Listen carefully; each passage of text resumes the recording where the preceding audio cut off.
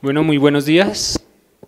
El Departamento de Historia, junto a profesores y estudiantes, damos como inicio a estas jornadas de investigación, en donde contaremos con la presencia pues, de los grados, los trabajos de grados de estudiantes, en una primera sesión, que será esta. Y para terminar como ya el ciclo hasta las 10:45 va la sesión, a las 11 empezamos con los profes, y pues nada, así como a modo de introducirlos, pues esto es como una sumatoria de fuerzas que hemos venido haciendo, con esfuerzo, con dedicación, con algunas que otras falencias, pero pues esperamos que, así como para nosotros ha sido también de agrado y de experiencia, sea para ustedes de experiencia, que lo tomen, que vean en este diálogo que vamos a tener entre el departamento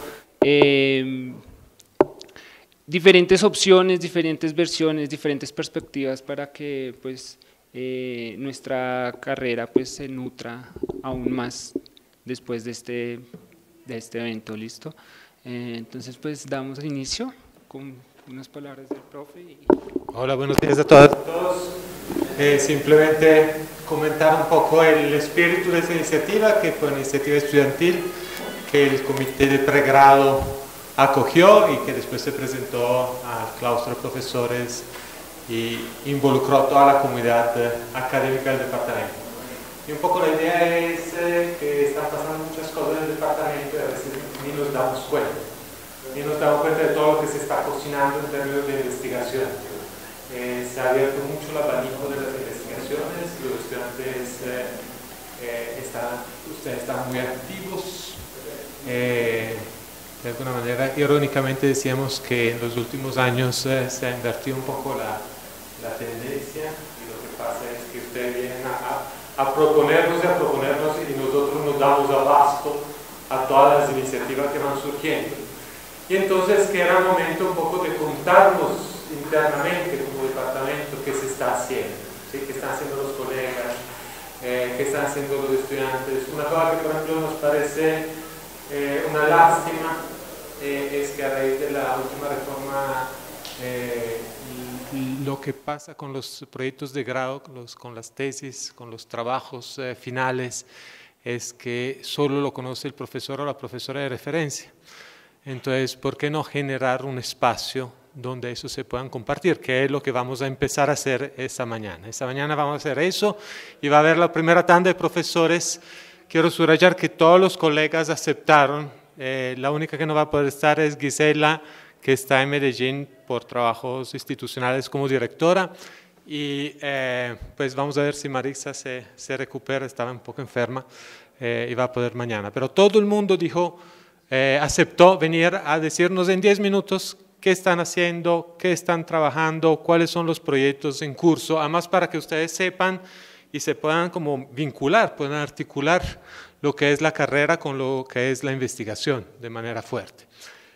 Y es un poquito con ese espíritu que antes de darle la palabra a estudiantes queremos mandar un video de autores de historia, porque yo creo que autores de historia ha sido paradigmático de ese giro que se está dando en el departamento, ¿sí? Un espacio que es reflexivo sobre lo que ha sido el trabajo de los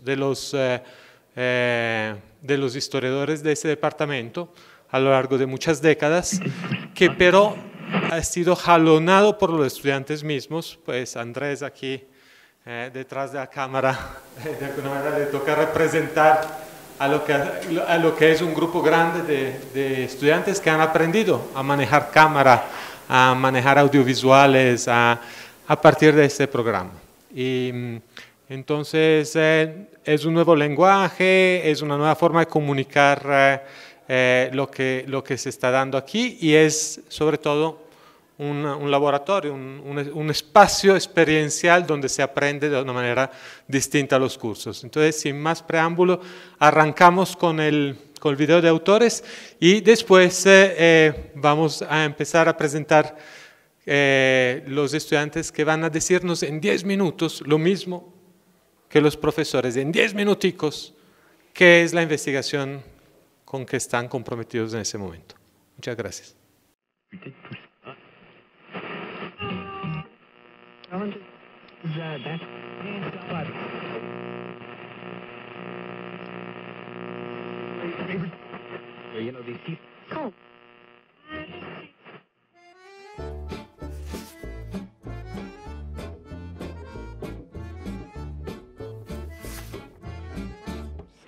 Por favor. Grabando en 5, 4, 3, 2. Cordial saludo a todas las personas que nos siguen en este programa de Autores de Historias. En su segundo ciclo, Autores de Historias ha realizado 12 entrevistas, entre ellas a 6 profesores del Departamento de Historia, a 3 profesores visitantes y a 2 egresados del programa de posgrado.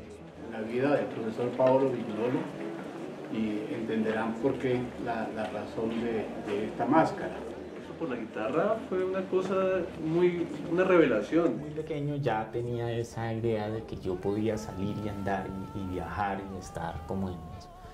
También contamos con un programa especial referente a la efeméride historiográfica de la tragedia en Cali de 1956. Era una ciudad de cine, era una ciudad de espectáculos. Este semestre se han transmitido 19 programas radiales todos los martes a las 12 del mediodía por UN Radio. Ya se cuenta con un compendio de 41 programas en la historia de este proyecto. Son varias las novedades que se llevaron a cabo en el presente semestre. Primero, se contó con el apoyo de los estudiantes de la asignatura de Métodos Históricos del pregrado y de Métodos de Investigación Históricas 1 del posgrado, quienes desarrollaron la trayectoria y el guión de nuestros invitados y participaron activamente dentro de la grabación de la entrevista.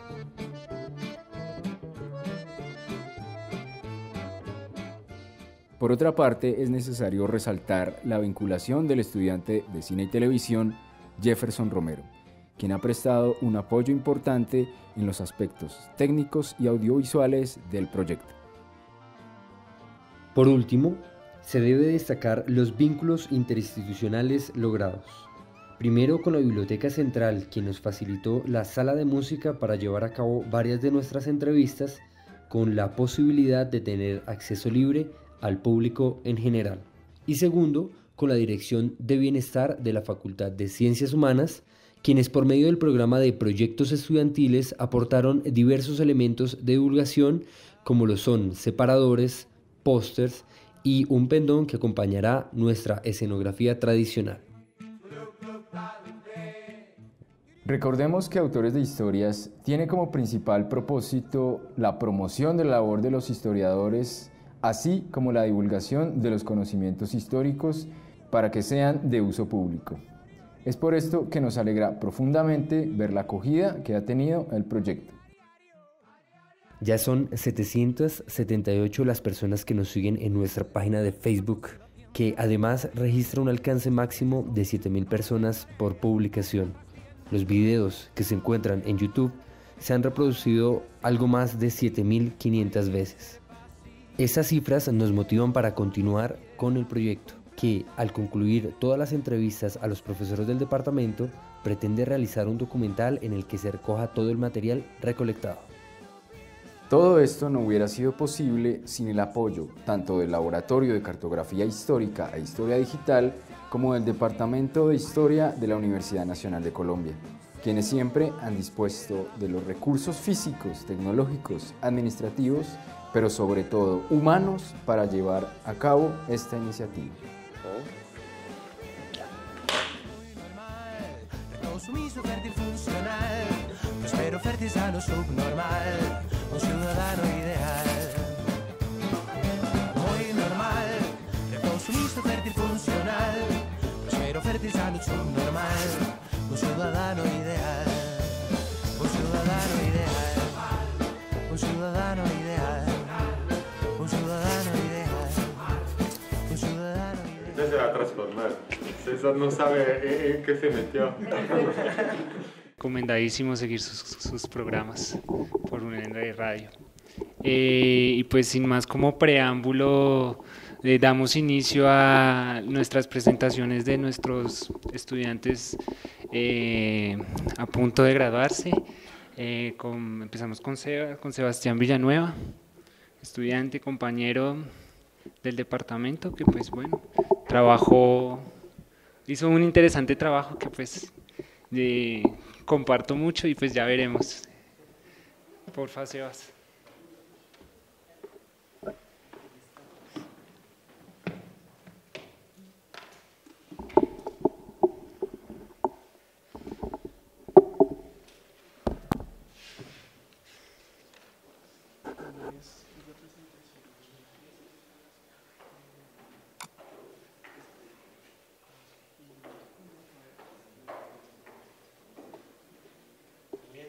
Juan Sebastián, arregla ahí, simplemente una aclaración. El criterio con que seleccionamos los estudiantes básicamente es de los que se están a punto de graduar, que tienen un trabajo de investigación desarrollado o terminado, y hemos tratado de ser lo más incluyente posible. Pues la idea es que ojalá se pueda repetir este tipo de iniciativas y que, digamos, ya año tras año, cada uno de las personas que se gradúa tenga un espacio como para contar públicamente qué está haciendo.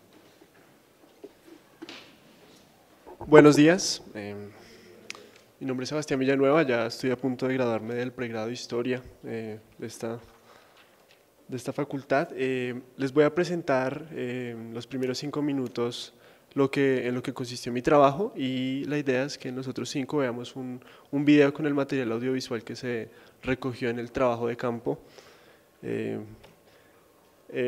¿Puedes poner, por favor? Mi trabajo de grado surgió a partir de salidas de campo que realizamos en la materia con el profesor Paolo de Darién. Nos interesamos en las prácticas médicas que encontramos en ese lugar. Prácticas médicas en el Darién chocuano. Proponía la necesidad de investigar en un lugar tan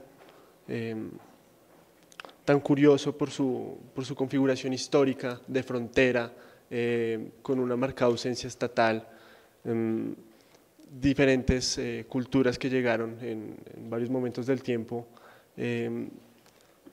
y es eso, ¿no? La apropiación de los saberes médicos tradicionales que encontramos en el lugar, que se encuentran enmarcados en sistemas culturales diversos de comunidades, tanto de indígenas que habitaban el territorio desde hace siglos hasta colonos que llegaron en el siglo XX y empezaron a adaptarse a un territorio que presentaba condiciones únicas por su biodiversidad, por lo endémico que resulta este bioma, y la ausencia estatal, que es algo que es muy importante, digamos, para la interpretación de estos fenómenos. ¿Puedes continuar, por favor, Sebas? Siguiente. Entonces surgieron preguntas de investigación. ¿Qué prácticas médicas encontramos en este lugar? Y a través de esa pregunta de qué prácticas médicas había, también cómo se adaptaron estas comunidades al espacio y esa adaptación en el terreno de la salud. Cómo se habían enfrentado a las enfermedades que encontraron y que antes no habían conocido en sus lugares de origen, y este entorno con plantas medicinales y personas de comunidades que estaban ahí, cómo se dio esa relación. Entonces, principalmente era el tema de la adaptación en el lugar. ¿Puedes seguir, por favor? Y la metodología que elegimos con el profesor Paolo era evidentemente hacer un trabajo de campo de 2 meses, una inmersión en el que empleara la observación participante, compartiera con las comunidades que iba a estudiar, entendiera cómo esa cosmovisión, cómo entendían el mundo, y a partir de esa relación, practicar entrevistas no dirigidas a las personas que tenían conocimientos. Entonces encontré, siguiente, Sebas. Dale, siguiente. Encontré agentes de salud en distintas comunidades, encontré médicos indígenas, médicos espiritistas, tenemos curanderos de serpientes, tenemos parteras tradicionales, parteras hospitalarias que ejercen sin ningún, digamos, lugar ni las herramientas adecuadas para un procedimiento en el hospital, y estos conocimientos que se integran en el espacio fueron el principal, como el objeto de la investigación, ver cómo se habían modificado históricamente a partir, digamos, de las migraciones en las últimas décadas, desde el 50, y también ver cómo se habían integrado entre sí. Creo que sí, por ejemplo, ella es una partera tradicional venida de Córdoba. Siguiente. Siguiente. Sí, esta. Ok, bueno. Los resultados nos arrojaron un compendio de saberes en riesgo que se enfrentaban a la aculturación de la medicina occidental, que no había llegado a mitades del siglo XX y que permaneció ausente y todavía hoy es deficiente, pero que en estos momentos se enfrenta con las personas cuando ellos sienten que algo es mejor. ¿Sí? Hay una cultura hegemónica médica que se implanta y entra en discusión con estos saberes. Tenemos una vulneración de estas poblaciones. No hay hospital en el Darién chocuano, es una región muy amplia sin hospital, con médicos practicantes que trabajan en un hospital de primer nivel sin atención quirúrgica, y las urgencias están a 1 hora en lancha. Esta relación de saberes que a veces choca, también observé en el trabajo que se integraba, y esa relación de saberes presenta una propuesta de medicina intercultural, que es como el resultado del trabajo. Si quieres poner el video, por favor.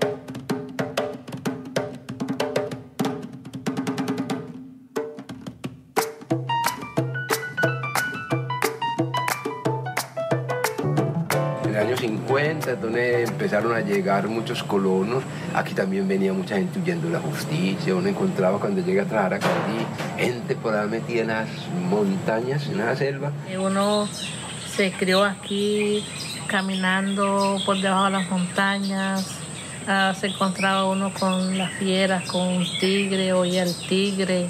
Este bioma, esta región, hasta, pongámosle, hasta el año 60, eran grandes, eran selvas tropicales, bosques húmedos tropicales. Yo vine aquí en el año 59, el 5 de septiembre. Sí, señor. Por aquí no había nada de pueblo. Solamente había una comunidad indígena cuna en Cuti. Vino un grupo colonizador muy grande de la costa, de Córdoba, y aquí a Gilgal y Santa María de Córdoba, de la zona de Montelíbano, a fundar a Santa María de Gilgal. También vinieron influenciados grupos evangélicos que entonces vinieron a formar estos pueblitos de Santa María y Gilgal. Se tumbó selva, vinieron muchas familias campesinas, todos cordobeses. Este pueblo fue fundado de cristianos, de puro cristiano. Aquí no había un converso para nada. es puro evangélico. Este pueblo fue fundado de puro evangélico. Cuando nosotros vinimos aquí, el indio es muy esquivo. El indio no le da sus saberes a nadie.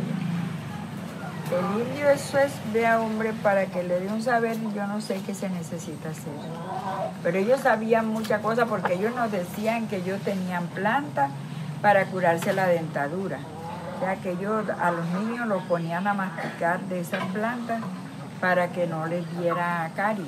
Encontraba indígenas muy enfermos, con síntomas de tuberculosis. Ya le hablé a Jorge Carvajal. Entonces Jorge Carvajal ya formó programas con ellos, de aquí, organizó sus programas con el bacteriólogo. Es el mejor bacteriólogo. Le digo que ese tipo sabe todas las enfermedades, por acá tropical las conoce. Cuando empecé a trabajar había muchas enfermedades de tuberculosis. Nosotros empezamos a tratar con la inyección de trotomicina, tioniacida, rimpampicilina. Con ese medicamento pudimos lograr mejorar, cambiar todo el tratamiento que había cuanto al paciente. En esa época, las infecciones respiratorias, las diarreas, sarampión, todas las enfermedades con la latosferina. La malaria pegó acá muy fuerte en el año, en la década del 76 más o menos al 80. En el año 65 vine al Chocó y aquí me nació la idea de aprender a curar la gente. Cuando estoy pelado, entonces mi papá me llevaba para el monte, me mostraba el planta, dice que sirve para el dolor de cabeza y para el dolor de estómago, para el dolor de muela, para cuando uno se pierde la vista. Había un señor que era curandero y ese señor se encariñó conmigo y cuando salí a hacer curaciones, como estaba ahí cerquita y yo estaba por lo menos desocupado, me mandaba a buscar para que fuera con él. Y ahí empezó a enseñarme, a hacerme conocer las plantas. Plata que los papás de uno enseñaron a uno a conocerla. Mi conocimiento es empírico. No ha sido un conocimiento tradicional, transmitido, no he estudiado nada, sino empírico. Viendo hacer y haciendo, viendo hacer y haciendo. Y ya en la trayectoria que llevo de curaciones, yo acá en 50 años que llevo aquí en Tricaná, he curado 104 mordidos de serpiente. Mis ancianos dicen que esa es la historia, viene también, ese es lo mismito con un humano, que tiene su espíritu, tiene su sangre, por eso que cura a uno. Las plantas son vivas. Las plantas oyen. Hay plantas que hay que hacerle rituales para acogerla, saludarla. Cuando usted va a tomar una planta, usted tiene que hablar con la planta, decirle para qué la va a coger, qué va a hacer con ella, para quién, qué es lo que... ¿Sí me entiende? Entonces, yo cojo la planta y cómo sé yo que la planta sí me está respondiendo y cómo sé yo que la planta sí me entendió lo que yo quise decirle. ¿Cómo sé yo si sirvió o no? Cuando se la aplico al paciente y el paciente comienza a mejorarse.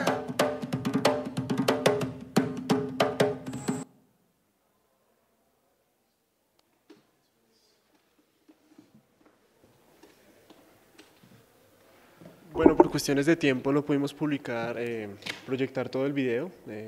Creo que estará disponible en la página de Estudiantes de Historia muy pronto. Y una maestrante de cine y televisión fue la que produjo y dirigió el video. Y bueno, esa es la presentación de mi trabajo. Muchas gracias. Aprovecho para decir rápidamente dos cosas. Una, que Sebastián está en doble titulación, entonces termina historia y se mete a medicina, y ese trabajo ha sido un poco el proceso, la transición entre una cosa y la otra.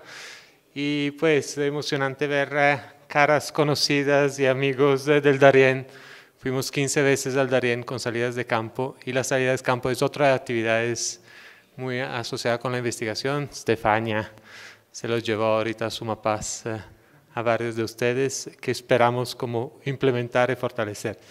Listo. Bueno, muchas gracias. Bueno, y continuando, también como con el deseo de mostrarles o pues de que sepamos los diferentes como experiencias y procesos en los trabajos y bueno, en las formas de grado, pues tenemos a Sebastián Torres, que nos dio, o pues hizo materias de maestría como opción de grado. Entonces pues te esperamos acá.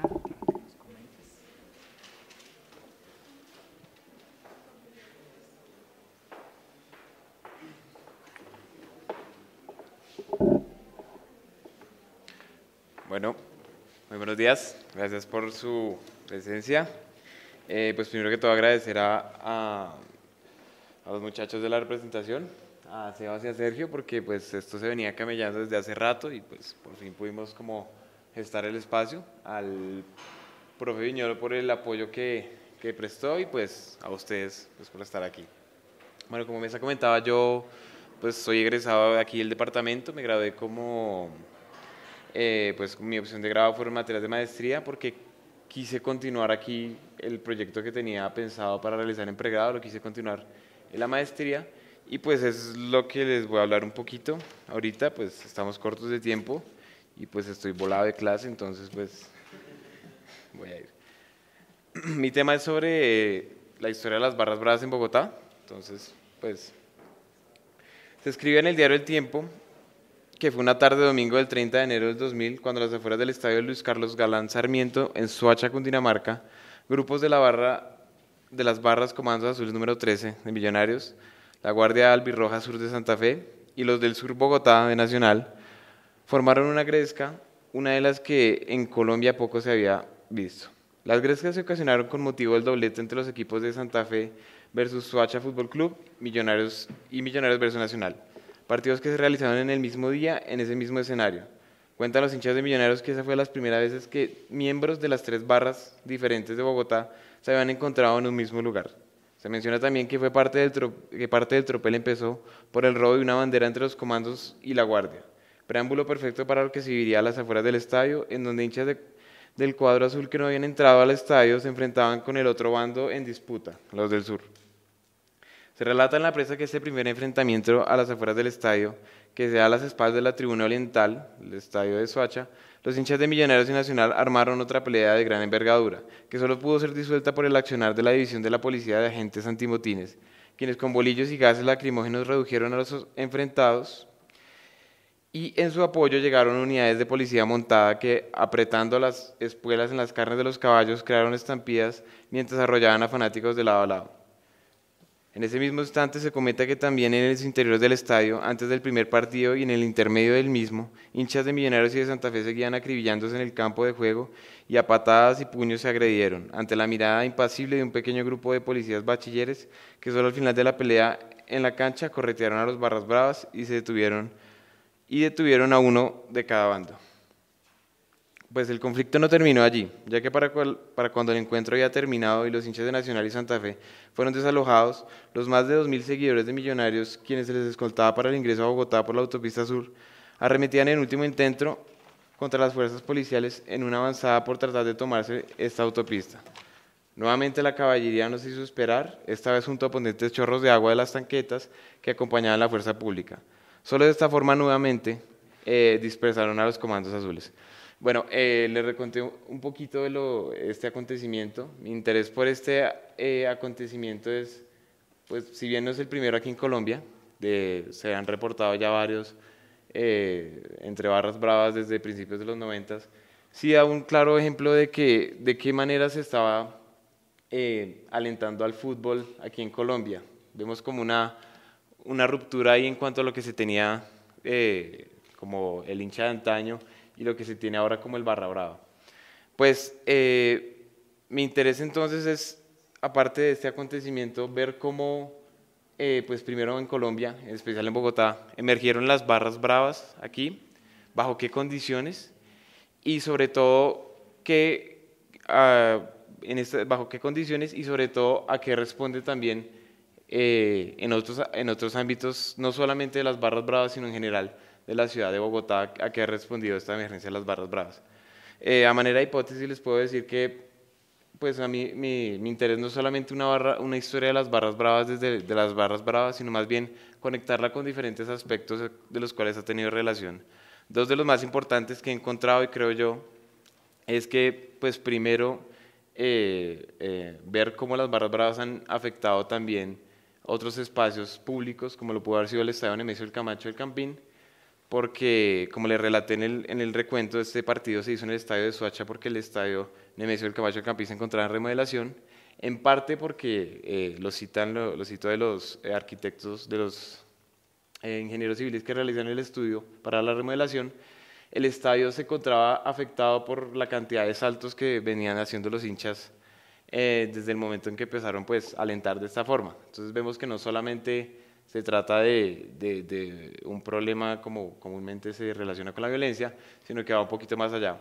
Asimismo, me interesa saber por qué la fuerza policial en este momento, hacia principios de este siglo, no fue capaz de contener y de prever este tipo de acontecimientos. Y una de las hipótesis que tengo es porque no se encontraba preparada para esta nueva forma de alentar, y lo que me guía a esto es ver por qué se creó el Cuerpo Móvil Antidisturbios de la Policía, ¿sí? Que su decreto de creación es más o menos de febrero del 99, y en esta medida ver que tanto las entidades distritales, gubernamentales, en parte, no estoy diciendo que el SMAT se creó por las barras bravas, pero sí en parte se responde a una nueva forma de ver el fútbol y los estadios.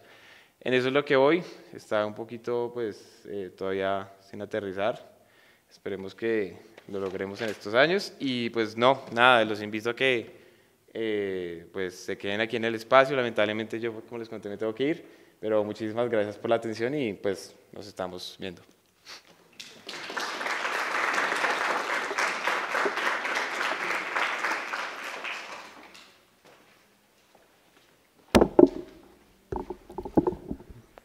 Muchas gracias, Sebas.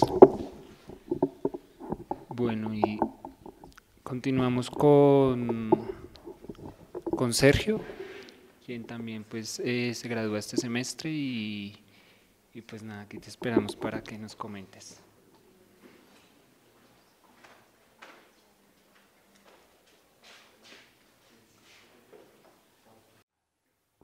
Es que yo soy muy bajito ya.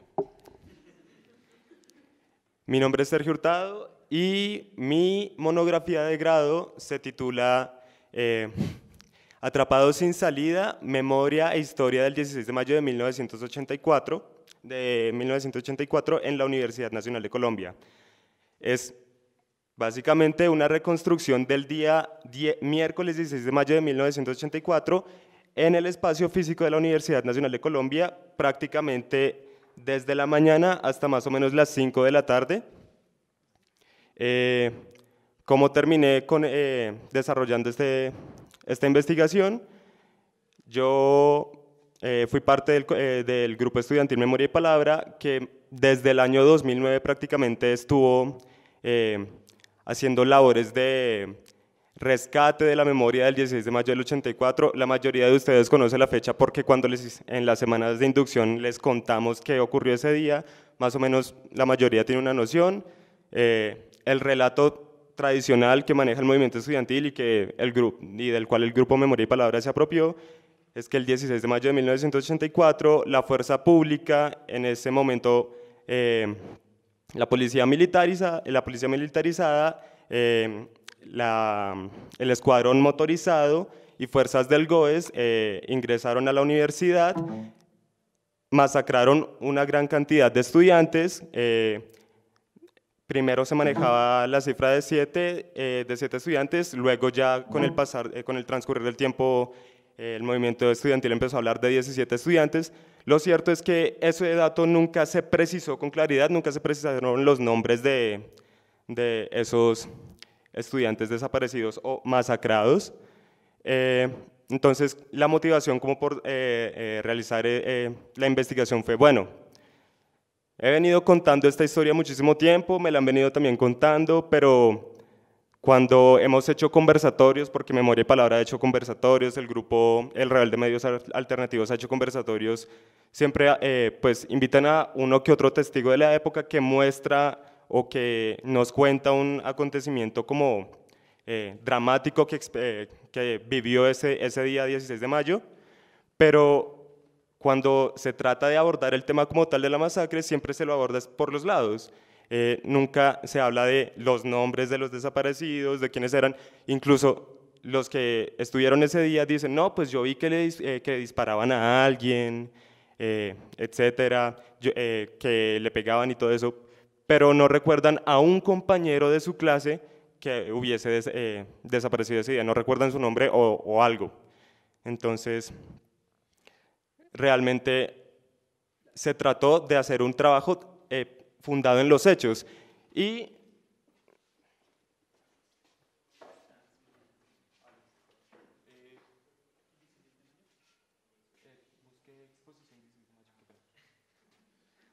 bueno, ojalá se alcance a proyectar eso, pero mientras tanto, la idea era hacer un trabajo con fuentes orales, principalmente porque el registro que se tiene de los acontecimientos es bastante pobre. La prensa tradicional, por llamarlo de algún modo, fundamentalmente El Tiempo, el bogotano que tiene un tono más amarillista, un poco más amarillista, y la revista Cromos, tomaron un buen registro fotográfico de lo que pasó el 16 de mayo del 84, relataron los hechos desde una perspectiva muy oficial de la policía. También, sobre todo la revista Cromos, puso un interesante testimonio de un estudiante que fue afectado el 16 de mayo, pero por el otro lado, por el lado de los estudiantes, más allá de una publicación estudiantil que salió como a un mes de la fecha, realmente pues como que no era mucho lo que se tenía de información precisa del acontecimiento. Pero sí, como el fenómeno ocurrió hace más o menos 32 años, pues todavía está fresca en la memoria de muchos personajes de la comunidad universitaria de la época. Todavía quedan algunos profesores de la época, estudiantes, trabajadores, y la idea era empezar como a abordar a estas personas, a escuchar su relato. Entonces se entrevistaron a nueve individuos de la... Ah, bien, excelente. 9 personajes de la comunidad universitaria, 2 estudiantes de odontología del 84, un coordinador de vigilancia de la División de Seguridad y Vigilancia de la universidad, un directivo de la universidad, ya les mostraron sus nombres. Bueno, ahí en esa foto pueden ver una cantidad de actos de rememoración que se han hecho a lo largo de los años sobre la efeméride en la Universidad Nacional. Puede seguirse con abajo. Abajo. La participación del colectivo Memoria y Palabra de este departamento, de estudiantes de este departamento en la conmemoración del hecho. Siguiente. Bueno, les iba a contar los nombres, pero entonces pasemos a las preguntas que me formulé para desarrollar la investigación. Entonces, lo principal, los hechos. ¿Qué pasó ese 16 de mayo de 1984? ¿Por qué se tiene una memoria, o sea, tan poco precisa del acontecimiento? Y yo sentí que a través de la descripción detallada de los hechos podía llegar a algo más cercano a una explicación de por qué ocurrieron.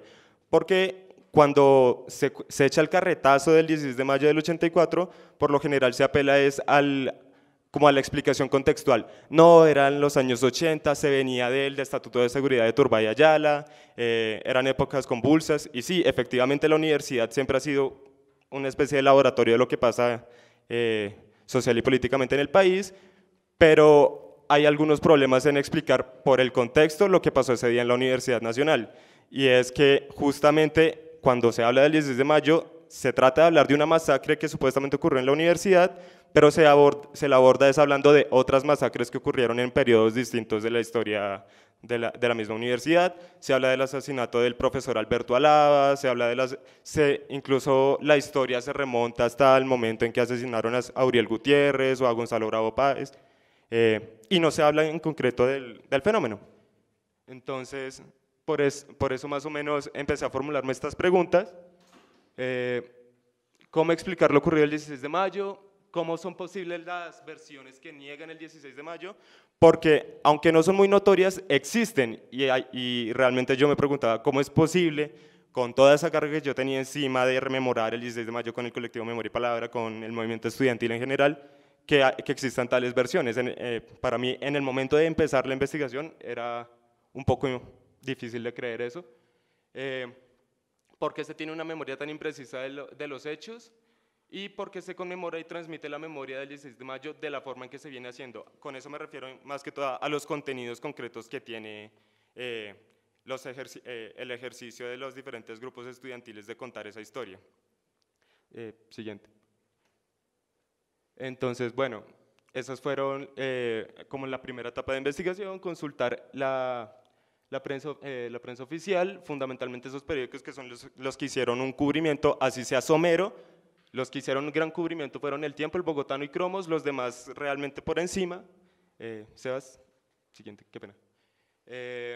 Y esto ya lo que se encontraba en el Archivo Central Histórico de acá de la universidad, un montón de pasquines sobre el 16 de mayo, un periódico muy importante que es el que les conté que salió a un mes, que relata la versión de los estudiantes de lo que pasó el 16 de mayo, aunque tampoco tienen ningún registro de nombres de asesinados o desaparecidos. Y esta fue la segunda etapa de la investigación, que fue realizar una serie de entrevistas a 9, les comenté, actores de la comunidad universitaria, son esos que están ahí. Ahí está tanto su nombre como la función que cumplía. No está el nombre del coordinador de seguridad porque él no se sentía cómodo brindándolo debido, según él, a problemas de su cargo, al cargo que cumplía en ese momento en la universidad. Bueno, después de culminar este proceso de entrevistas, entonces, al comenzar el proceso de escritura de la monografía, por decirlo así, digamos que la separé en 3 capítulos, uno centrándome fundamentalmente en los acontecimientos de la mañana, desde las 9 de la mañana más o menos, en que los testimonios empiezan a contar que estaba pasando algo en la universidad, hasta más o menos el mediodía. Un segundo capítulo para establecer las relaciones entre el contexto nacional y universitario en los 80 con el 16 de mayo del 84, y un tercer capítulo centrándome en los hechos que ocurrieron en la tarde, que condensan, digamos, los acontecimientos trágicos que se relatan de ese día. Siguiente, Sebas.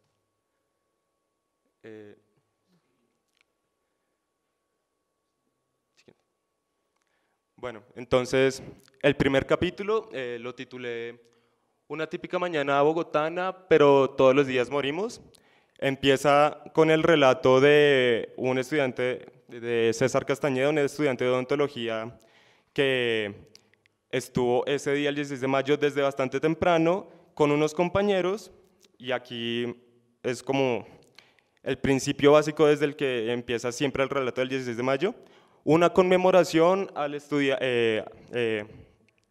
digamos un acto cultural para exigir el esclarecimiento del asesinato del estudiante Jesús Humberto León Patiño, cuyo cuerpo fue encontrado en Cali el 9 de mayo, tan solo una semana antes de los hechos, y que provocó tal indignación en la comunidad universitaria que realmente, sobre todo en el departamento de odontología, que se organizaron para hacer una especie de acto cultural y político en la Plaza Che, pero primero le dieron entre las 9 y las 10 de la mañana todo un recorrido de la universidad. Pero una vez llegan allí, ya como que el clima se empieza a enrarecer. Ellos lideraron, los estudiantes de odontología lideraron ese proceso, pero luego unos estudiantes que aseguran los testimonios encapuchados, realmente ninguno ha sido capaz de identificar a qué colectivo o de dónde procedían estos estudiantes. Sacaron un bus del transporte público, lo incendiaron en la Plaza Che, y a partir de ahí la policía obviamente empezó a acercar la universidad como en reacción pues hoy en día, de hecho a mí me parece inverosímil que se queme un bus en las instalaciones universitarias, pero en esa época de hecho ocurría con cierta frecuencia la toma de buses.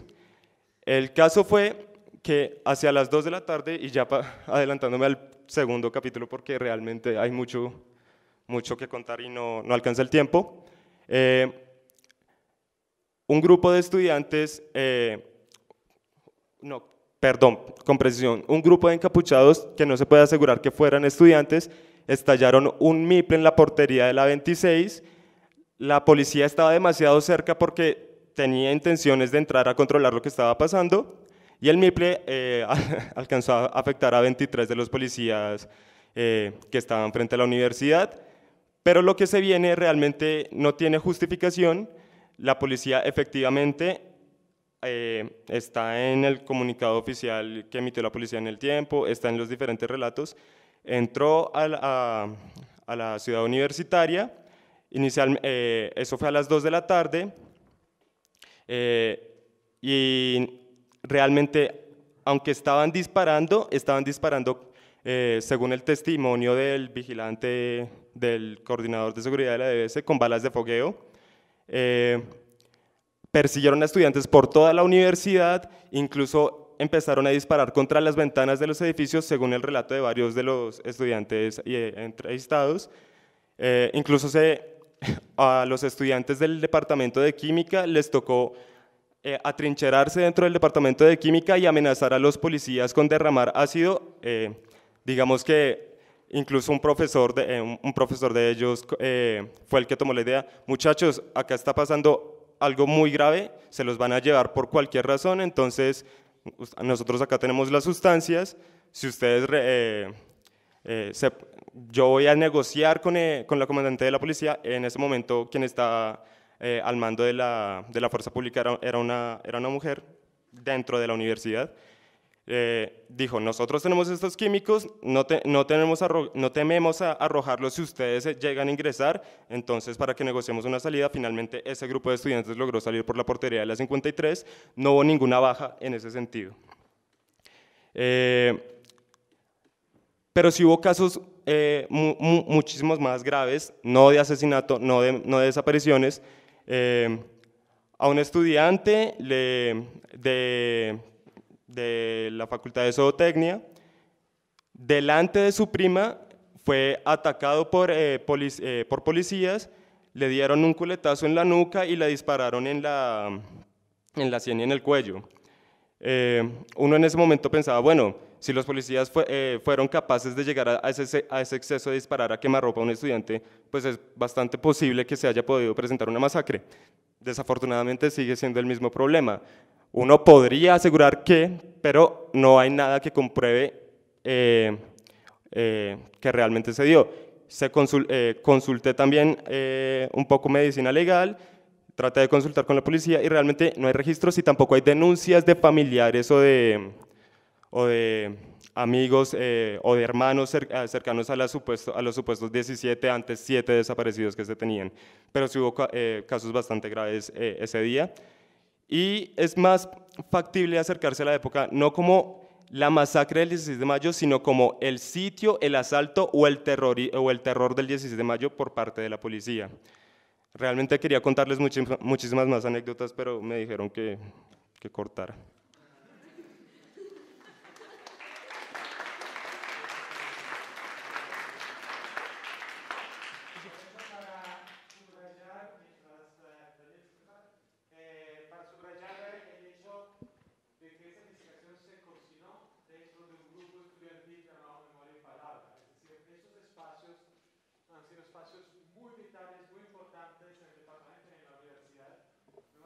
Un gran aplauso. Empezamos con el improviso. Bueno.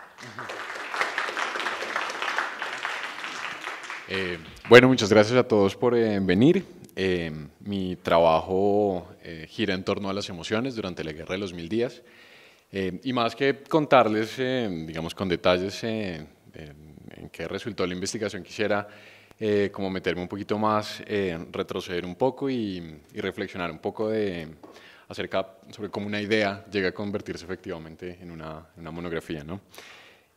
Bueno, ¿cómo llegué a las emociones en la historia? Todo comenzó con los Reyes Taumaturgos, en un pie de página. Ahí Bloch narraba un caso de una parejita de ancianos a inicios del siglo XX, que pues, efectivamente toda estaba convencida de los poderes curativos de la realeza. Digamos que bueno, la idea me quedó sonando, me pareció un caso bastante interesante. Y bueno, todo cobró un poquito más de sentido luego de unas lecturas de Elías. Y bueno, algunos de sus planteamientos del tránsito de la humanidad, de digamos, una relación más emocional con el mundo, como en el caso de los ancianos, hacia una más racional. Digamos que para mí la pareja era fantástica, eran un anacronismo, estaban como atrapados en el tiempo, en un tiempo donde sus sentimientos eran distintos. Luego me encontré con Jean Piaget, un psicólogo francés. Bueno, él tiene muchas investigaciones sobre la infancia, sobre los niños particularmente. Y bueno, ahí encontré otro caso fascinante. Era una niña que le tenía miedo a las sombras que se formaban detrás de un vidrio esmerilado. Digamos que la explicación de Piaget era que ella estaba en la fase animista de su desarrollo, entonces que en algunas de las figuras de los objetos, pues ella les dotaba sentido de vida. Y bueno, digamos que ahí la idea que me quedó sonando bastante. Luego comenzó a transformarse como en una pregunta ya de investigación, relacionada sobre todo pues, con el miedo y su dimensión histórica. Bueno, el siguiente paso era dónde encontrar el miedo, dónde encontrar las emociones. Digamos que pues, las emociones son transversales a nosotros como seres humanos, sin embargo, su documentación no lo ha sido. Digamos, aunque todos experimentamos estas emociones, todos pues, sentimos, no siempre lo dejamos por escrito. Y bueno, acá fue fundamental una lectura de Jean Delimot, pues, un historiador francés, hay un trabajo brillante de él que es El miedo en Occidente. Y bueno, me ayudó a orientar un poco la investigación hacia un periodo histórico concreto. Pues es otro reto al que nos enfrentamos siempre, es al de la delimitación de un periodo, no podemos abarcarlo todo, ¿no? Y bueno, según Delimot, las emociones se hacían más claras o al menos más evidentes en periodos de grandes conflagraciones o en periodos de grandes vulneraciones. Y bueno, digamos que eso me llevó eventualmente a la Guerra de los 1000 días. Pues es un momento bastante tenso en la historia nacional y nada, pues dije, bueno, va a ser la guerra. Listo, ahí el reto fue doble, por un lado epistemológico y por el otro lado metodológico. Digamos, en la parte epistemológica me vi en la necesidad de definir qué era una emoción, tanto desde lo biológico como desde lo histórico. Y bueno, pues fue un enorme reto, en especial porque ni siquiera en las investigaciones que uno dice, bueno, de psicología, por ejemplo, hay acuerdos en el tema. También me vi obligado a mediar en una división, a mi juicio, inexistente entre lo cultural y lo biológico. Bueno, tuve que construir un discurso a partir de lo emocional, que en este caso pues, tal vez resulta un poco excepcional. Y bueno, que también tuve que hacerme paso entre pues, las grandes narrativas que hay sobre la guerra. Y bueno, desde el punto de vista metodológico, pues los retos también estuvieron ahí siempre presentes. Es sumamente complicado arrastrar emociones en documentos escritos. En un primer momento me acerqué a la prensa, digamos que ahí encontré grandes silencios, lo cual me desalentó, pero me animó un poco. Y bueno, eventualmente, siguiéndole un poco la pista a Carlos Eduardo Jaramillo, él pues, tiene un buen trabajo sobre la Guerra de los 1000 días, los guerrilleros del 900, y le dedicó 12 años de su vida literal metido en el archivo, levantando pequeños pues, documentos, fragmentos. a través de él, digamos que me acerqué un montón a las memorias de los combatientes. Y pues digamos que fue allí en la intimidad de estos relatos donde finalmente encontré el miedo. Digamos, ahí en estas memorias encontré pequeñas referencias bastante difíciles de capturar, una que otra palabra. La gente pues por lo general no se refiere a sus propios miedos. Especialmente encontré fue los miedos del otro, o sea, que ellos mismos narraban. Pero bueno, ahí estaba, poquito, pero estaba. Y bueno, ya para ir concluyendo, mi propuesta consistió en parte en alejarme un poco de las lecturas que se han hecho sobre la guerra, que dan prioridad a otras explicaciones, sean políticas, sean económicas, y rastrear rescatar estos pequeños fragmentos de la guerra y con ellos darle voz a los protagonistas, a la gente que los vivió. Eso es una pequeña, digamos, acotación acá. Quise alejarme, digamos, de las memorias de los grandes generales, de la gente que, pues, letrada, ilustrada, lo que sea, y meterme casi que en las trincheras allá con pues, la gente que estaba allá, sí, que la vivió en serio de primera mano. Y bueno, digamos que desde un punto de vista un poco más historiográfico, o bueno, sí, epistemológico, pongámoslo así, a partir de lo íntimo, de las emociones, mi objetivo era proponer una historia desde adentro y hacia afuera, bueno, así le puse.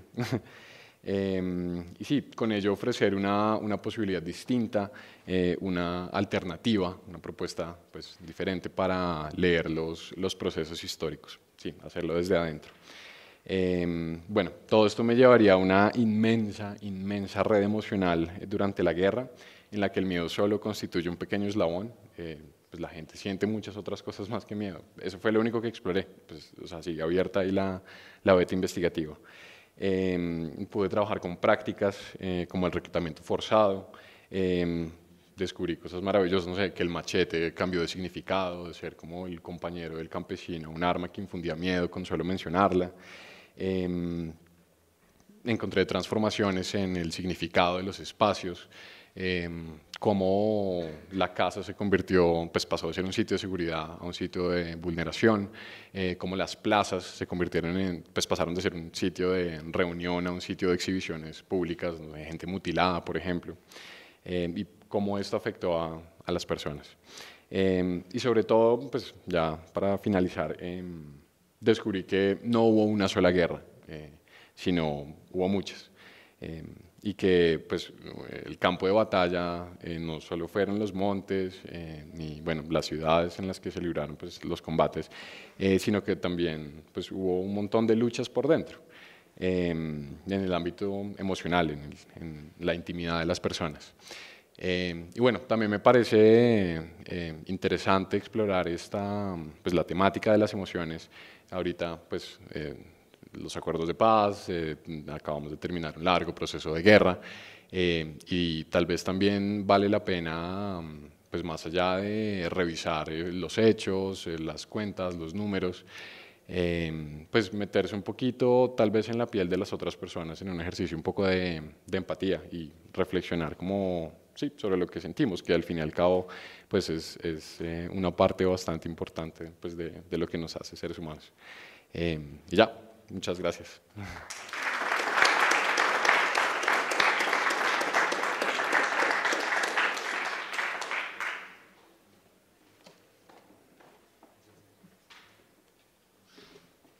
Bueno, muchas gracias.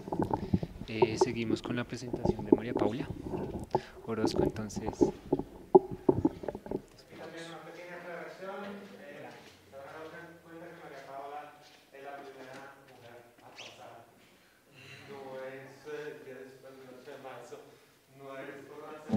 Hola, perdón a todos. Yo voy a exponer el trabajo que presenté para optar al título de historiadora. Se llama Turbantes y Bananas, Carmen Miranda y la representación de las mujeres latinoamericanas en las comedias musicales. Mi periodo temporal es del 39 al 45, que coincide con los años de la Segunda Guerra Mundial y con una buena parte del periodo que en relaciones interamericanas es conocido como la Buena Vecindad. Dentro de este periodo yo me acerco a este periodo a través de la figura de Carmen Miranda. Entonces, mi trabajo no se trata de una biografía de Carmen Miranda, sino que ella simplemente la excusa para propiciar un acercamiento a una investigación histórica desde lo que significan las representaciones del otro. Entonces, no pasa nada. Ay, eso. Entonces, mi trabajo se divide en dos partes, una primera parte que corresponde a un contexto histórico y una segunda parte que se enfoca específicamente en Carmen Miranda. Entonces, esta que ven ahí es como la versión resumida de mi tabla de contenidos y tengo subrayadas las cosas de las que voy a hablar, que son pues lo que siento yo que es la conclusión más importante a la que llegué y que ya que tengo poquito tiempo quiero decirles como justo eso. Entonces, ¿pasas por fin? Para que tengan solo una idea general de lo que es el contexto histórico del momento del que yo estoy hablando, se trata de la Segunda Guerra Mundial, y la Segunda Guerra Mundial tiene unas implicaciones muy importantes en Estados Unidos y en América Latina. Los estadounidenses tenían realmente mucho miedo de que la avanzada nazi llegara hasta América Latina y que desde ahí fuera hacia el norte y conquistara Estados Unidos y acabaran con el mundo como lo conocemos. En ese sentido, había una preocupación política fuerte y además de eso, había preocupaciones económicas. Todos los mercados en Europa estaban cerrados, no había quien venderle las cosas que se estaban produciendo, ellos apenas estaban saliendo de la crisis de 1929. Adicional a eso, está el auténtico miedo a lo desconocido, o sea, físicamente no sabían qué iba a pasar. Y para nosotros ahorita es muy fácil decir como, ay sí, pero los gringos ganaron. Pero en serio hay que ponerse en el lugar de que no se sabía que esa era la salida que iba a ocurrir finalmente.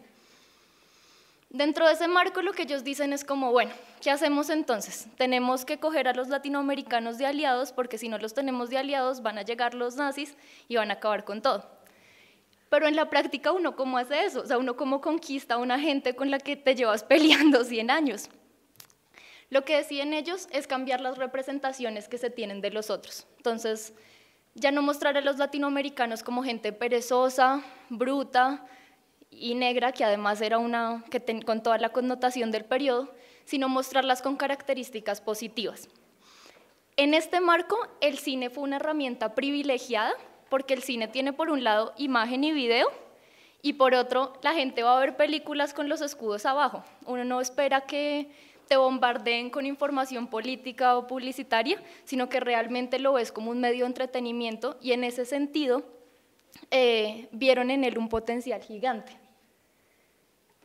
Dentro de esto, entonces empieza a haber una alianza entre las políticas estadounidenses y los estudios de Hollywood, que son y siempre han sido los grandes productores de películas. Entonces, esta convergencia, aquí se da una convergencia de intereses porque a Hollywood también le interesaban las cosas que le interesaba al gobierno. Ellos también estaban asustados, ellos tampoco querían perder contra los nazis y más allá que eso, ellos también tenían los mercados cerrados. Tampoco estaban pudiendo vender sus películas en Europa y necesitaban un lugar donde hacerlo.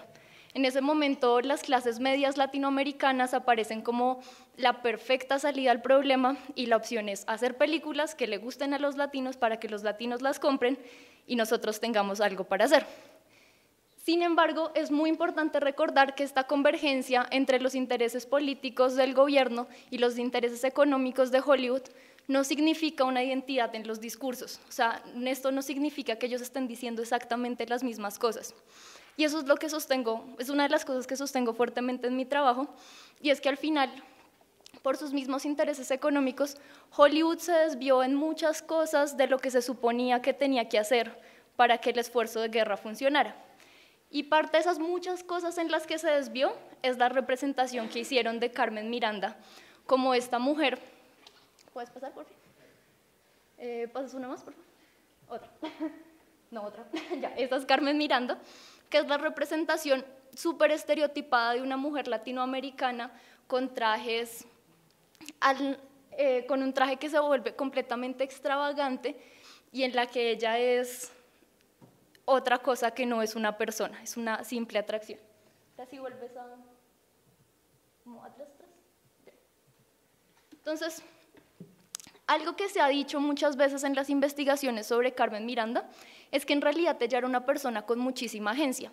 Está, por ejemplo, Shari Roberts, que es una mujer que ha estudiado el caso profundamente, y algo que ella sostiene es que es necesario notar el fuerte contraste que existe entre la apasionada latina representada por Carmen Miranda y las... No alcanzo a leer ahí. Y la casi invisible agencia de las actrices de Hollywood, las cuales suspiran mientras parecen deslizar entre nubes sin que su presencia se haga apenas visible. Yo creo que esta frase es cierta si nosotros tomamos elementos aislados de la caracterización de Miranda. Si pensamos, por ejemplo, en que con sus trajes ella se veía más grande en pantalla, o si pensamos que bailando es una forma de apropiación del cuerpo y una estrategia de agencia. Pero si nosotros tomamos la imagen de Carmen Miranda en conjunto y la forma con la que ella se representó, al menos en los años que yo estudio, esto no es cierto. Esto es completamente lo contrario.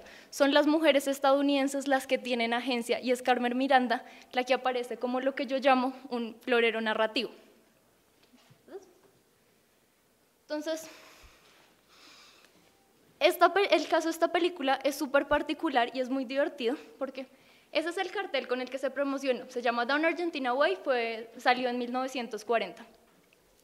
Y con esta imagen se publicitaba la película en los teatros estadounidenses.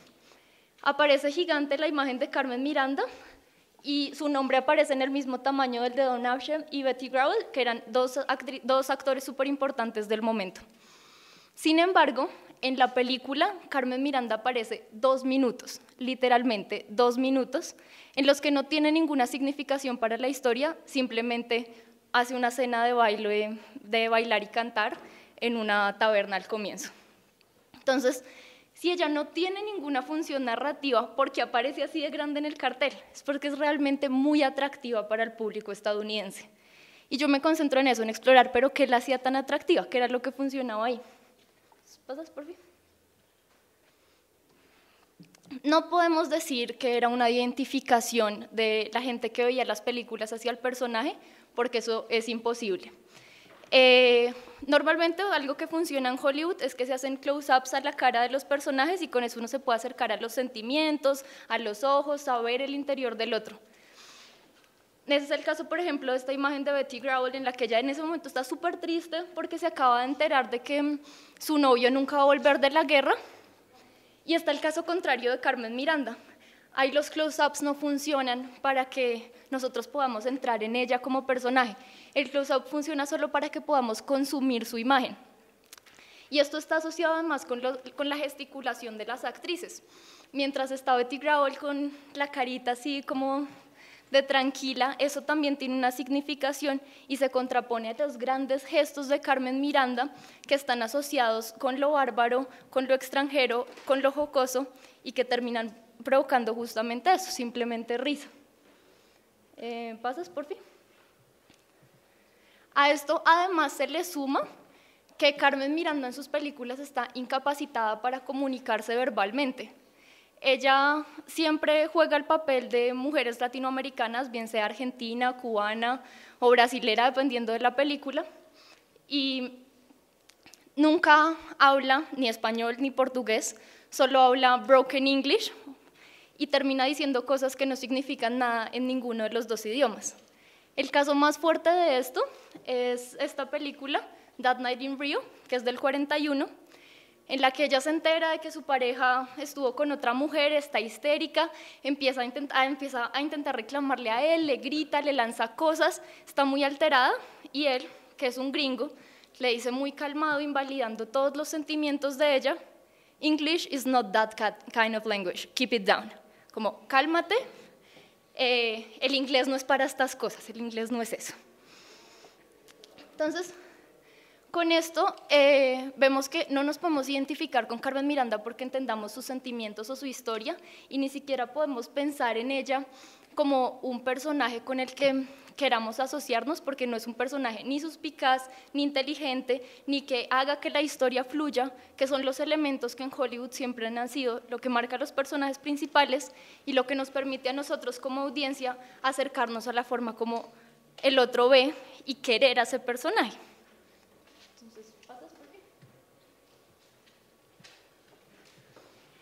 Y yo, algo muy importante que quería señalar con mi trabajo es que esto no se trata de una cuestión como de tipos de opresión y que Carmen Miranda es como quien carga ladrillos, entonces aparte de que es mujer, es latinoamericana y por eso tiene ese personaje estereotipado y ridículo. No, hay un montón de lugares de agencia y debemos recordar, por ejemplo, que en ese mismo periodo hay actrices latinoamericanas que lograron tener representaciones completamente distintas. Es el caso, por ejemplo, de Lupe Vélez en Mexican Spitfire, que es una serie de películas, son como 7 que se sacan durante 5 años, y en esas películas es justamente ella, la actriz mexicana, la que logra darle los giros a la historia, la que descubre a los personajes enmascarados, la que se da cuenta cuando la están engañando, la que descubre los misterios y los crímenes. Entonces es una cuestión particular de la forma en la que se construyó el personaje de Carmen Miranda, no es una cosa general que le ocurra a las actrices latinoamericanas en el cine estadounidense. ¿Puedes seguir? Entonces, mi conclusión en este aspecto es: si Carmen Miranda no sirve para la olla porque no corresponde con los lineamientos políticos que se requerían, si ella no habla bien inglés, no se la muestra como un igual a los estadounidenses, o sea, no funciona políticamente, y además de eso, Carmen Miranda no funciona narrativamente, no le aporta nada a las historias en las que aparece.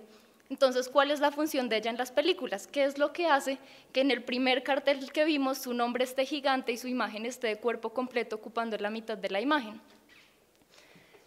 Lo que yo encuentro es que Carmen Miranda cumple una función de válvula de escape.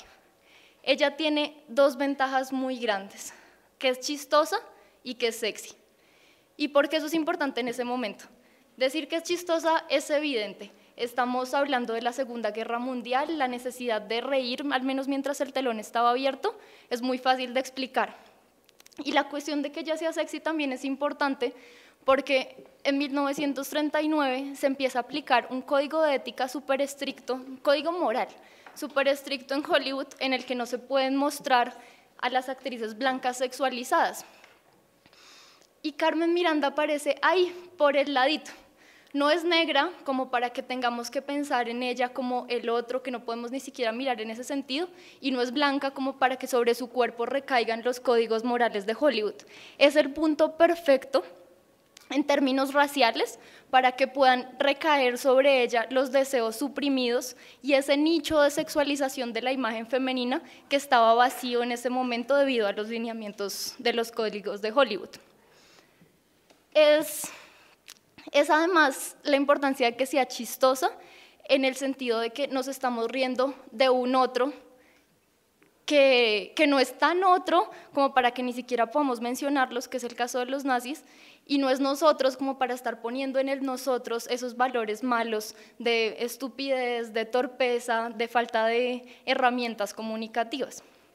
Entonces, al menos en este aspecto, lo que quiero que quede es que Carmen Miranda funciona como válvula de escape, y esto funciona para decir una vez más que los estereotipos que vemos de los otros no nos dicen nada sobre el objeto estereotipado. Carmen Miranda no nos está diciendo nada sobre las mujeres latinas de ese momento. Los objetos estereotipados nos hablan sobre quiénes construyen esos imaginarios, que en este caso es Hollywood y el gobierno estadounidense.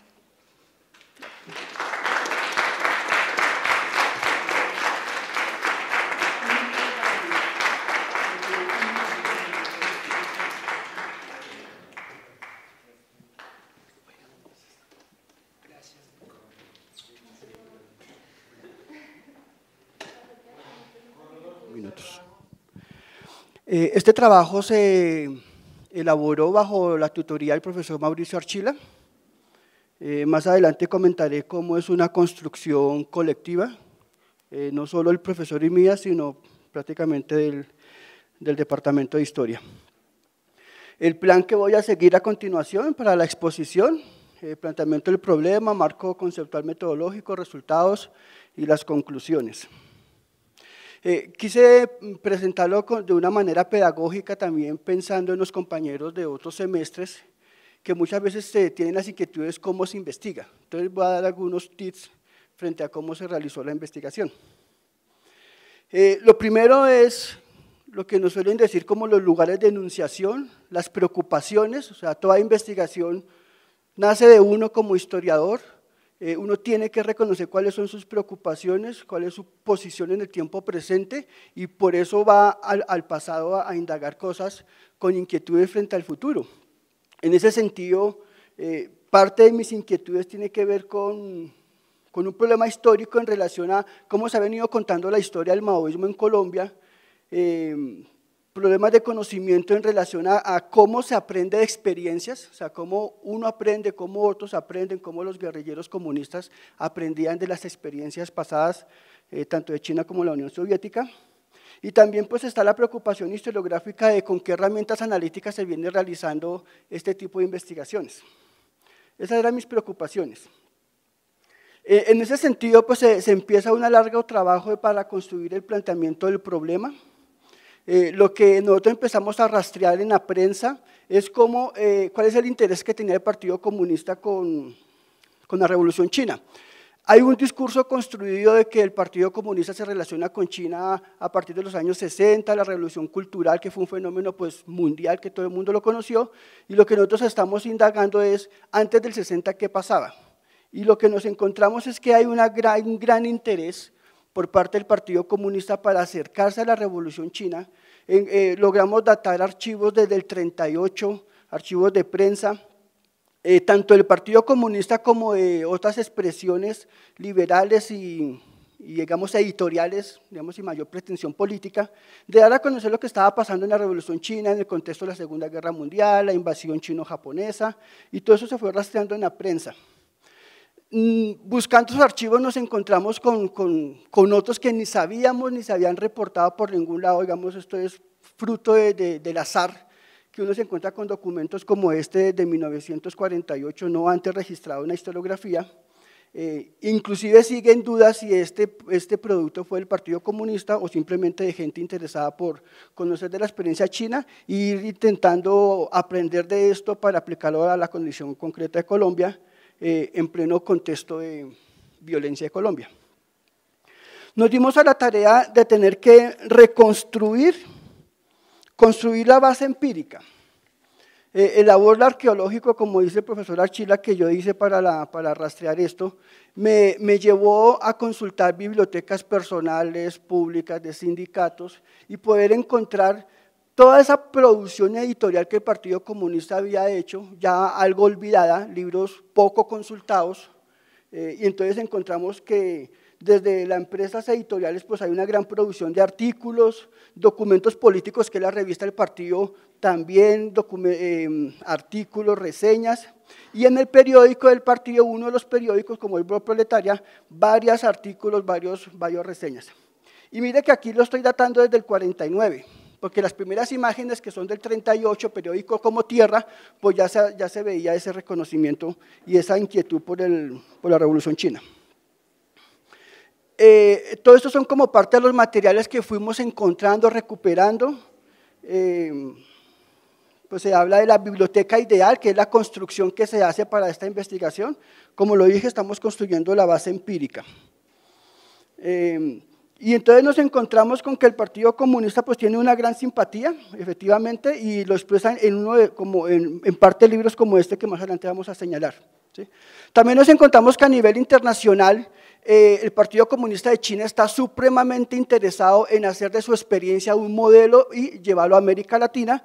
Textos como estos son muy conocidos entre la militancia maoísta, Viva el triunfo de la guerra popular, que es donde sintetiza su experiencia y le dice a América Latina, así se hace una revolución, grosso modo. También el Partido Comunista de China tenía una clara intención de ganar adeptos en América Latina en un contexto de inicio de la Guerra Fría. Entonces la diplomacia popular que aplicaba China para América Latina llevó a que intelectuales, Manuel Zapata Olivera, intelectual, llevaba una excursión, aquí va con un grupo de folclore a China. Este mismo Manuel Zapata escribe libros como este, que son los diarios de viajeros, donde cuenta la experiencia. Hay más diarios de viajeros, de intelectuales como Jorge Salamea, que va a China, conoce la experiencia. Hay una serie de relaciones políticas, tanto con militantes como con no militantes. Por ejemplo, en Colombia fue López Michense a China en este periodo, que después fue presidente y abría las puertas para las relaciones diplomáticas. Frente al tema de lo diplomático, la historiografía viene hablando de que esto empezó en el 80 y la investigación logró rastrar, por ejemplo, la constitución de una asociación de amigos de China en el año 59, que estaba perdida, digamos, en los archivos, y entonces llevamos el tiempo de la constitución de las relaciones diplomáticas hasta los años 50 a partir de la investigación. ¿No avanza?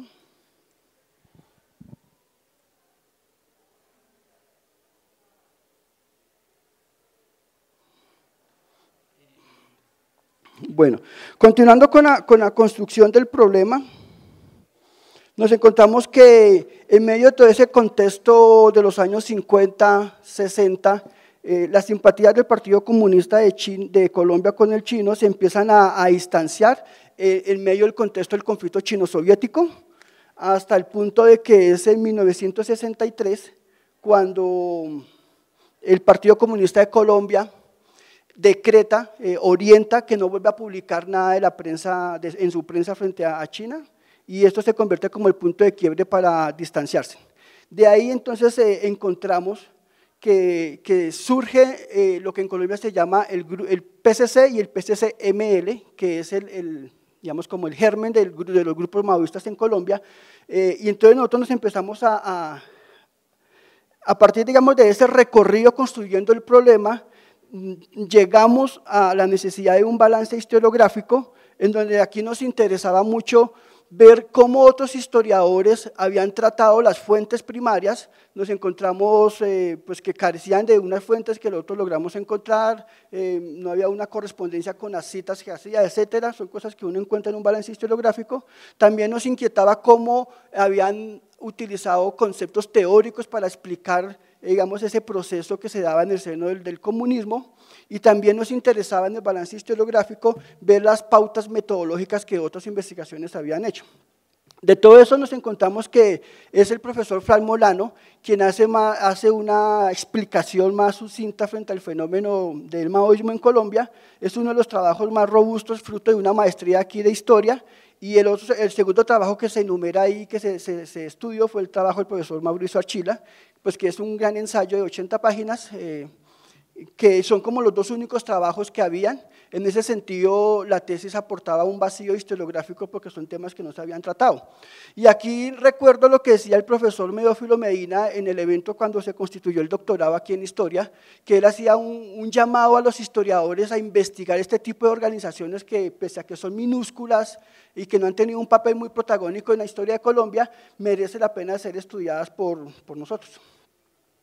También indagamos cómo los grupos del maoísmo tienen su propia narrativa, su propia historia, y encontrábamos con pues, unas incoherencias en términos de años, de personajes y de momentos históricos, y todo esto fue lo que nos llevó a plantear que había un problema interesante que investigar. Lo resumimos en esta pregunta, me demoré un poquito ahí en el planteamiento del problema, pero creo que era importante hacer énfasis en bueno, cómo se construye un problema de investigación. Esta es la pregunta de investigación, nos llevamos a preguntar por qué, cómo la recepción del modelo revolucionario chino, hecha por el Partido Comunista de Colombia en ese periodo, incidió en el surgimiento de un nuevo discurso en Colombia.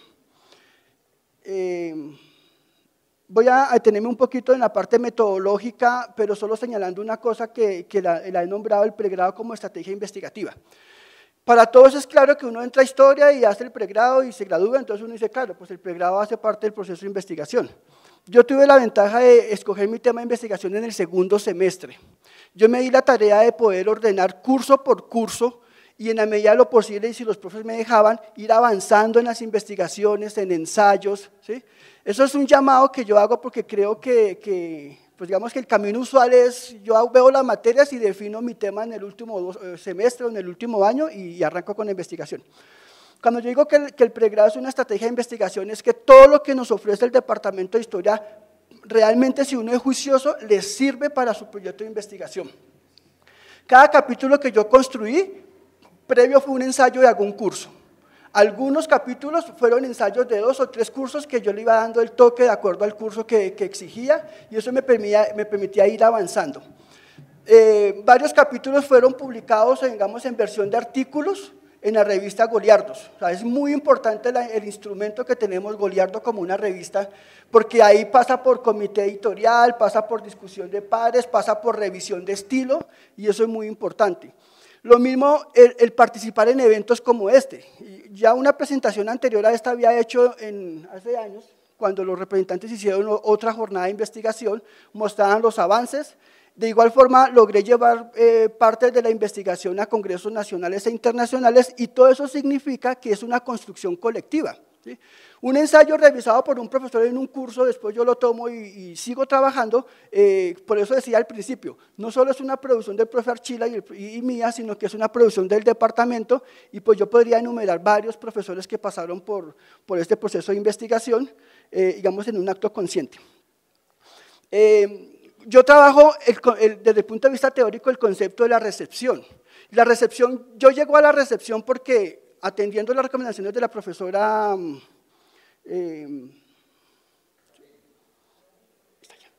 Estefanía, monté un blog y otros interesados en el tema llegan y digamos ahí llegó ese concepto, es un estudiante de historia, de maestría que se interesaba en el tema, y a través del blog llegó y me aportó, digamos, ese debate de la recepción. De igual forma, en la parte metodológica, no quiero dejar por fuera las líneas de investigación que tiene el departamento. En el momento histórico en que yo estuve acá, 2011 hasta acá, afortunadamente el profe Ayala, el profe Archila, se tuvo la intención de que la línea de investigación en historia política funcionara. Por esa ruta me llegaban los archivos del Partido Comunista de Colombia de manera digital, que de otra forma pues no sé por dónde hubieran llegado. Bueno, voy entonces a terminar porque el tiempo se me fue con el debate, digamos, de las conclusiones.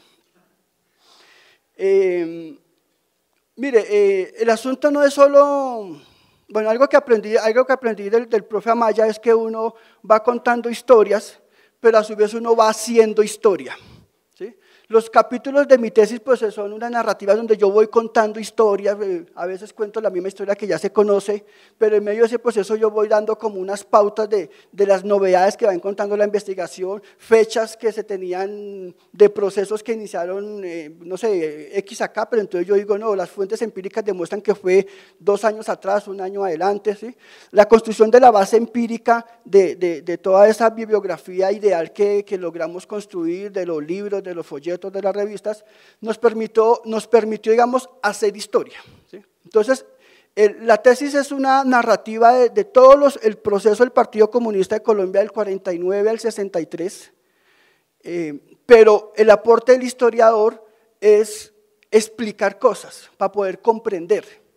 Entonces, en el debate político y en el debate académico se dice que el maoísmo en Colombia se origina en los años 65 con la influencia de la Revolución China por parte de intelectuales del Partido Comunista, y entonces yo lo que logro demostrar es que ese proceso se da en el seno del partido, no al margen del partido, se da en el seno de toda la militancia, en las bases campesinas del partido, y que fue justamente la recepción, ese proceso de coger una idea de una experiencia de afuera, traducirla, convertirla en libros, revistas, folletos, circularla entre la militancia, convertirla en grupos, en campañas de educación política ideológica.